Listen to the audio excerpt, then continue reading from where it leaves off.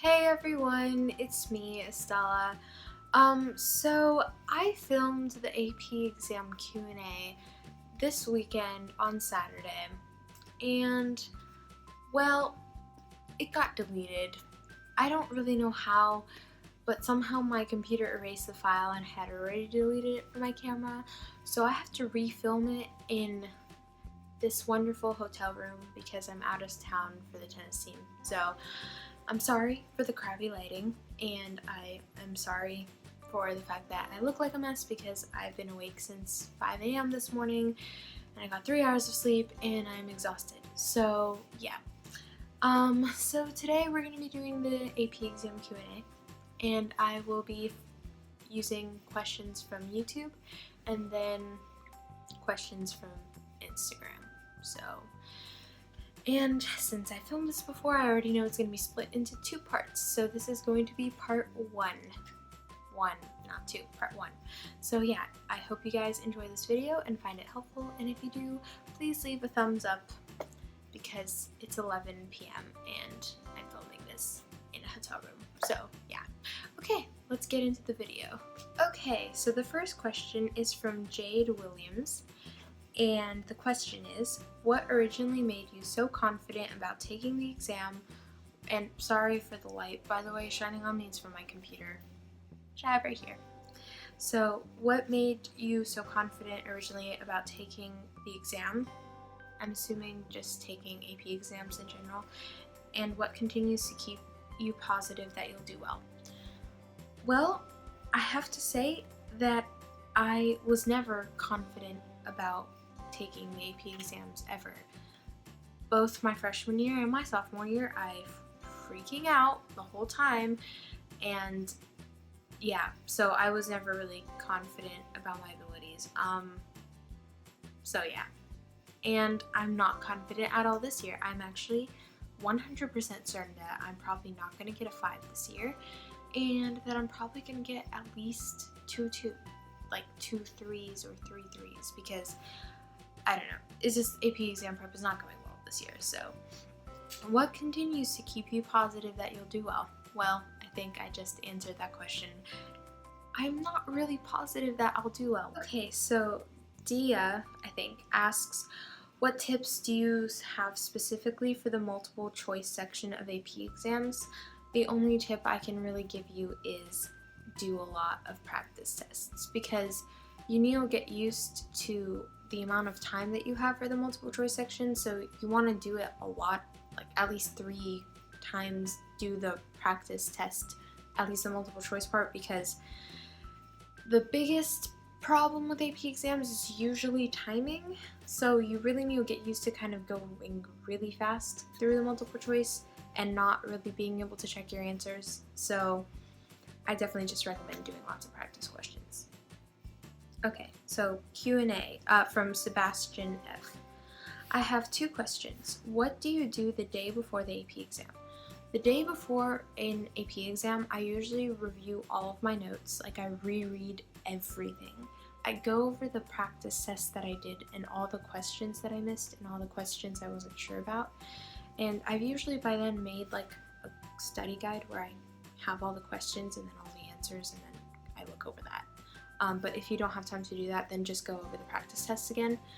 And I usually also have like a cheat sheet that I have, which is just like everything, like the most important things that I struggled with that I knew remember for the AP exam. And then I usually look over the, like literally the night before and then the morning of the AP exam. Okay, I'm planning to take biology, US history, English language. How do you effectively study in order to get a 5? Well, I mean, I have several videos about that, but pretty much the way you study is you go through your prep book, you do tons of practice tests, you go over your mistakes, and then you reread the prep book to make sure that you actually memorized everything. And if you need extra memorization help, then you can, or if you're confused about stuff, then watch some videos or look up some cram packets online and go through those, etc. But those are just like general ways to prepare for the AP exam. But pretty much all it is really just hard work. Studious Haley asks, by the way, if you're wondering why I'm talking quietly, it's because everyone can like hear through the door. the walls. So yeah. Studious Haley asks, what AP World History prep book do you recommend?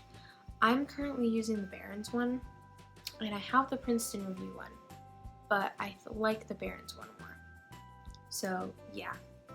And she says that she loves my videos. Thank you. Okay. Michael Yan asks, how do you cope with exam day anxiety stress? I have a weird thing where like I'm stressing so much out about the AP exams that it gets to a point where I don't feel anything anymore. And like especially I think what you need to do maybe the morning of, I have a weird ritual where I don't watch anything like at all. I don't read anything. I don't listen to anything. I just try to completely get nothing in my brain. Like I don't know how to explain it, but it's just a weird superstition I have. Like I don't watch or look at Instagram or do anything because I don't want anything to be stuck in my mind when I'm doing the exam.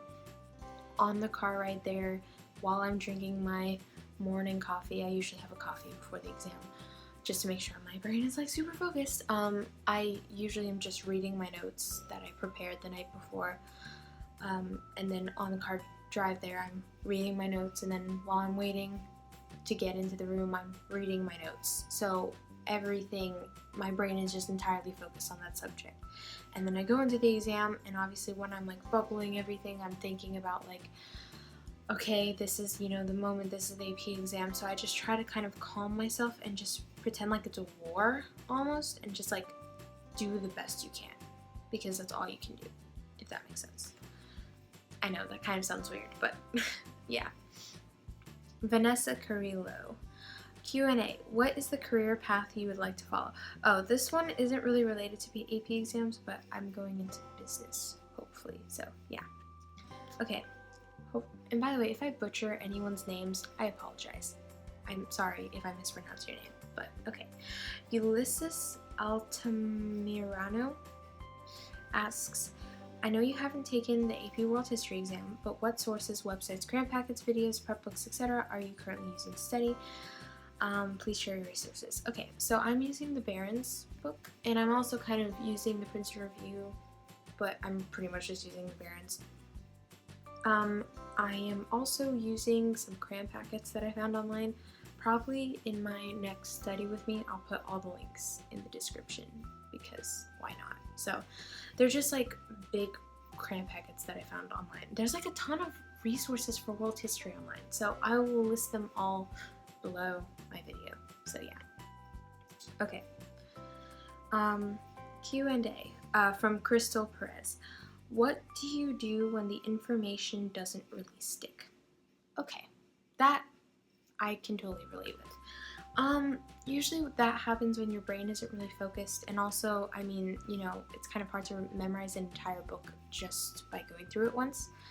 So the way you do it is, once you've gone through your entire prep book, you go back through it again, and everything that you don't remember, like circle it or highlight, but this is like where you start writing stuff down. So I would start writing everything that you don't remember in a notebook, and then just keep reviewing it, like every single day, in the car, when you're walking somewhere, doing whatever. Whenever you have the chance, just read it, you know, and write it down in your notes on your phone, and when you're somewhere, anywhere, just start reading it from there. But if you keep repeating it over and over again, it's gonna get stuck in your head. There's no way it's not gonna get stuck in your head. And if it really isn't sticking, what I recommend is trying to do something visual. I, for some reason, always found it that visual things help you memorize things a lot better. So, for instance, let's say you want to memorize a specific thing in history, right? Like, I don't know. You want to memorize the names of people that were important in, like, the Articles of Confederation creation or whatever, okay? Like, if you need to, maybe like make a drawing or something, or get a picture and just label the people and just kind of stare at it. And after a while, you're gonna realize that you've remembered the names of the people. And sometimes I also try to create a story in my head. For some reason, like every time I'm taking a quiz, or even before my AP US government exam, I couldn't remember like pork belly legislation or like, I don't already remember, but like the point is it worked because the questions were on the AP exam, but like some different vocabulary. And I literally created a story in my head where I like made characters and stuff, and I gave them like their identities as the vocab words. I know this sounds insane, but it actually works. So try different things where it's not just words, it's visuals, it's stories, because it really helps stick. That's why kind of like videos usually work a lot better, because they kind of stick in your memory because they're both audio and visual. So if you can just try to create a story or create a visual thing or like a mind map, maybe that can also help. Anything that you can possibly do, even like different colors can sometimes help your brain memorize things better. So yeah. Okay. Michelle Ange Moravia asks, how are you studying for the AP Physics 1 exam? I'm taking the test May 2nd. I have the Princeton Review book and 5625. Blah blah blah. Okay, so sorry, not blah blah blah, but is it possible to get a 5 even when I start using the prep books now? So I've been using the 5625 and the Princeton Review as well, and honestly they kind of suck. But like, so what I've been doing instead is I've been using these videos by this like guy, I guess his account is called Flipping Physics. I don't know if you guys have heard of it, if you've taken physics before, but his videos are really helpful because they pretty much cover the entire course and they're videos. So I just don't really find the prep books that great. So I've been watching those videos and just doing all of the practice tests that our teacher gives us pretty much, since they're like tons of multiple choice old tests, and then also FRQs. We have like tons of FRQs, so pretty much that's what I've been doing. So yeah. Okay, from Under the Poison Tree asks, Q&A, what tips do you have for taking 2 AP tests in the same day? I have never taken 2 AP tests in the same day before, and I have to do that this year, which is going to be an interesting experience. So I would say what I'm going to do is, obviously the day before I'm going to review both subjects because I want to make sure I'm ready for both of them.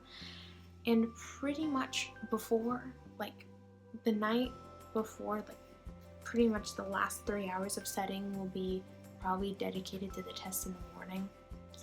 And then right after the test in the morning, I will literally just be sitting and reading my notes frantically, and then go take the next test. But I'll try to be already like 100% prepared the day before, if that makes sense. But yeah, pretty much also I think mental tiredness is going to be a big deal. So I recommend trying to get a lot of sleep the night before the exam, like 10 hours, because otherwise the second exam you're going to take, you're going to be already tired and like, so it's not going to go well. And for me too. This is my tips for my future self. So yeah. Okay. Usma E asks, Q&A, how to prepare for the AP language exam? Okay, I'm assuming the AP English language exam.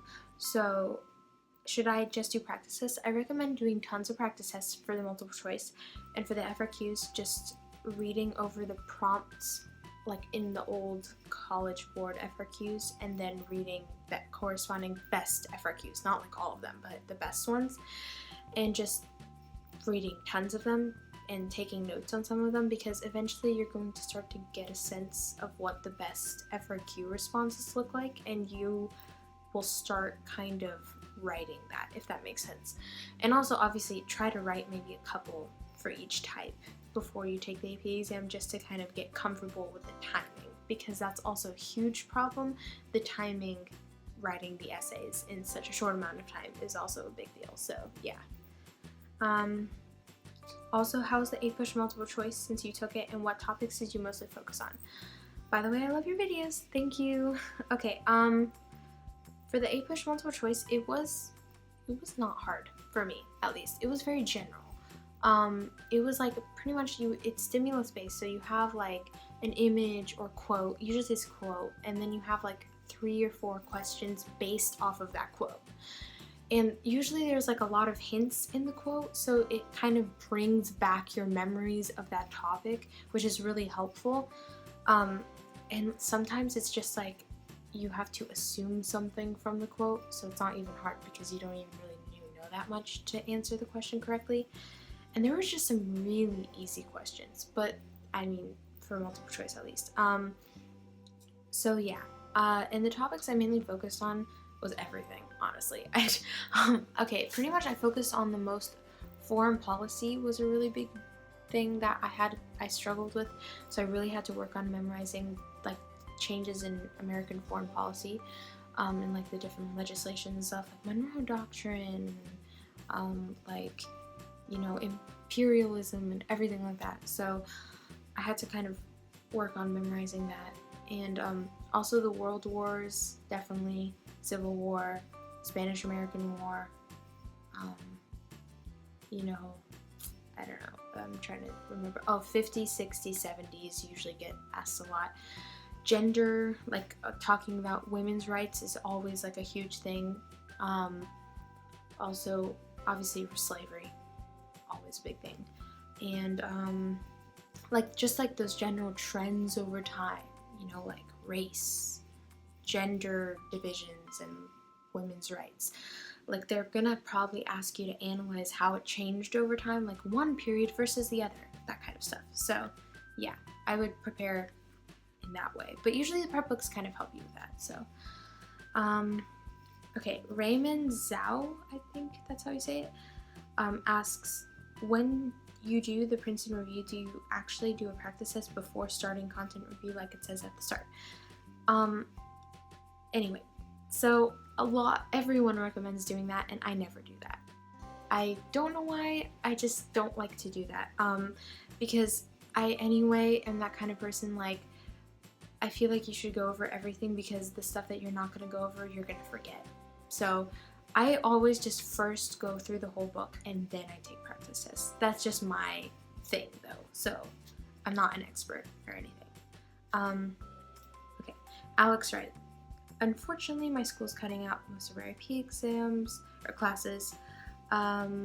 What are the best AP classes to take online for someone who hasn't taken many AP classes in general? Human geography or psychology? Yeah, I would say human geography, AP psychology, maybe AP economics, but AJ Knott asks, how long do you usually study for an AP exam each day? And then Ben Easy says, star Q&A. Okay, so I usually study for an AP exam around 6 to 12 hours a day, depending on what day of the week it is. If it's a weekend, it's usually like 12 to 14 hours. If it's a weekday, maybe like 4 to 6 hours. Erin Sabina asks, Q&A. How do you balance I keep saying Q&A, but it's just because it says Q&A. Okay. How do you balance the APs, homework assignments around the time you prepare for the exam? Any tips on managing? I'm definitely not managing that department because it's not good. But pretty much I'll have to come back with you because we're going to have to see if I have any Bs this semester because of the amount of work that I'm missing right now because of AP exam prep. So I'll have to get back to you on that one. So yeah, I would say just try to get the bare minimum of assignments in and yeah, I mean, if you can postpone anything, postpone it because AP exams are important, but obviously you don't want to fail. So just talk to your teachers. Maybe you can say like, hey, can I turn this in right after my AP exams, please, because I'm kind of dying and I'm drowning here. Maybe say that. But yeah, I will talk to you guys about that if everything works out. Okay. How much does the average prep book cost? Yeah, it costs, I mean, I get mine for like $10. So, okay, Alex asks Q&A. Please go over AP European history. I haven't done AP European history, so I can't really go over it. I don't even know what's in the curriculum. Sorry, I just don't really have any information on AP Euro. So, okay, Nikita asks, I never got an AP Human Geography prep book this year. Is it too late for it to be beneficial, or should I purchase one for the month or so left? I think you should buy it still. I know this is kind of later, but I really recommend getting it even now, because you still have like 2 weeks left until the AP exam. Even 2 weeks is enough time to get through a prep book. So yeah. Leanne A asks, how are you preparing for the AP calculus exam? Well, I actually have the live streams showing how I'm doing that, but I'm going through the Barron's book. I'm in chapter 6, almost at chapter 7, and there's 10 chapters. So once I'm done reviewing all of that, I'm gonna review some of my teacher's notes for some of the topics that I thought the Barron's book didn't really cover very well. And also I'm using Corpus World just for some videos on some topics I'm kind of about. And then after that, I'm just doing practice tests, more practice tests, pretty much. Yeah. So, okay. Yoon Jun Wang asks, how can we do well for the AP language and composition multiple choice? Oh, I answered that already. How do we study for it instead of practicing them, because there's no point, as I don't really get anything from them? Okay. The only way I sucked at them, and the only way I really got anything out of them was from practice. I would recommend maybe kind of looking up on YouTube if there's any videos analyzing how to analyze multiple choice, because I know there are some.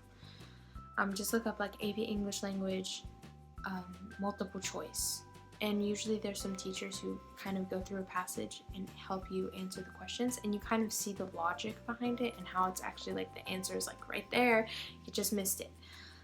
So if just practicing isn't helping, then I recommend like reading over the solutions and reading over and watching maybe some of those kinds of videos.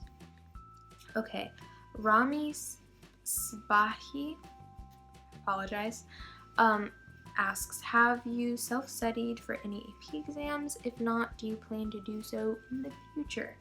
I have not yet self-studied for any AP exams. Probably not going to do so in the future. And also, Rami Spahi asks, in your opinion, what was the most time-consuming AP exam to study for? I would say APUSH or biology, maybe. Probably both tied. I'd say this year though, probably for me right now, I would say Calc BC tied with physics, probably, yeah. And he also asks, are you going to take AP Physics? I'm taking AP Physics 1 now and AP Physics C next year. Thanks for watching part 1 of the Q&A. Part 2 will be uploaded either tomorrow or the day after. But yeah, so thanks for watching this part 1 of the Q&A, and I'll see you guys in part 2. Bye guys!